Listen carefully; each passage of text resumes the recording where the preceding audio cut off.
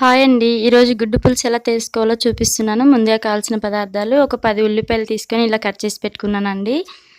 అలాగే 2 టమాటాలు కట్ చేసి పెట్టుకున్నాను. 4 పచ్చిమిర్చి కట్ చేసి పెట్టుకున్నాను. 4 వెల్లుల్లి రెబ్బలు తీసుకున్నానండి. ఇప్పుడు ముందుగా స్టవ్ ఆన్ చేసి బాండీ పెట్టుకొని ఆయిల్ వేసాక వేడయ్యాక పోపు గింజలు వేసుకుంటున్నాను. తర్వాత పచ్చిమిర్చి వేసుకొని ఫ్రై చేసుకుంటున్నానండి. 4 వెల్లుల్లి రెబ్బలు కూడా వేసుకొని ఫ్రై చేసుకుంటున్నాను. ఇలా ఫ్రై అయ్యాక ఇప్పుడు కరివేపాకు వేసుకుంటున్నానండి. చూడండి ఫ్రై అయిపోయింది. ఇప్పుడు ఆనియన్స్ వేసుకుందాం అన్నీ. నేను తీసుకున్నానండి బాగానే ఒక 10 ఉల్లిపాయల వరకు తీసుకొని ఇలా కట్ చేసి పెట్టుకున్నాను. ఆనియన్స్ మొత్తం వేసుకొని ఫ్రై చేసుకుంటున్నానండి. చూడండి ఆనియన్స్ కలర్ చేంజ్ అయ్యేంత వరకు బాగా ఫ్రై చేసుకోవాలి.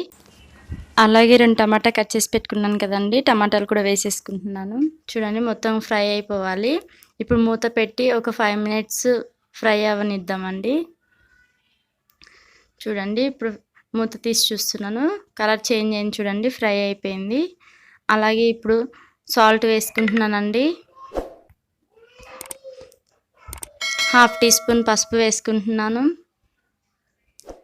కారం కూడా వేసుకుంటున్నానండి. నేనైతే ఒక స్పూన్ వేసుకున్నాను, ఎందుకంటే పచ్చిమిర్చి వేసుకున్నాను కదండి. ఇప్పుడు మొత్తం ఫ్రై చేసుకుందాం. ఇలా కలిపేసుకుందాం మొత్తం ఒకసారి. చూడండి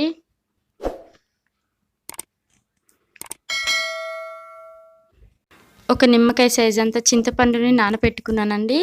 ఇప్పుడు చింతపండు గుజ్జును తీస్తున్నాను. మొత్తం చింతపండు గుజ్జు పోసేసుకోవాలండి. ఇలా మొత్తం పోసేసుకొని ఒకసారి కలపాలండి మొత్తం. చూడండి మూత పెట్టేసుకొని ఒక 10 నిమిషాలు బాగా మరగనిద్దామండి. ముందుగా నేను గుడ్లు ఉడకపెట్టి పెట్టుకున్నానండి. చూడండి ఇట్లా గుడ్లన్నీ పొక్కు తీసేసి పెట్టుకున్నాను. ఇప్పుడు ఉడికిందో లేదో చూద్దామండి. చూడండి బాగా మరిగిపోయింది కదా. ఇప్పుడు గుడ్లన్నీ ఇలా మధ్య కట్ చేసుకుంటున్నానండి చాక్ తోటి. ఇప్పుడు దాంట్లో వేసేస్తున్నానండి పులుసులో. ఇలా కట్ చేసి వేసుకోవడం వల్ల పులుసు మొత్తం గుడ్డుకి పట్టేస్తుందండి పులుసు మొత్తం. చూడండి ఇలా కలిపేసుకోవాలి ఒకసారి. తర్వాత మూత పెట్టుకొని ఒక 10-15 నిమిషాలు బాగా ఉడకనివ్వాలండి, కొంచెం చిక్కబడేంత వరకు. ఒక 10 నిమిషాల తర్వాత మూత తీసి చూస్తే చూడండి ఉడికిపోయింది. పులుసు మొత్తం ఇలా వచ్చేస్తుందండి. ఇప్పుడు కూర రెడీ అయిపోయిందండి. అంతేనండి, ఎంతో ఈజీ ప్రాసెస్, తక్కువ టైంతో తొందరగా అయిపోతుంది. చాలా టేస్టీగా ఉంటుందండి. తప్పకుండా ఇలా ట్రై చేసి చూడండి గుడ్డు పులుసు.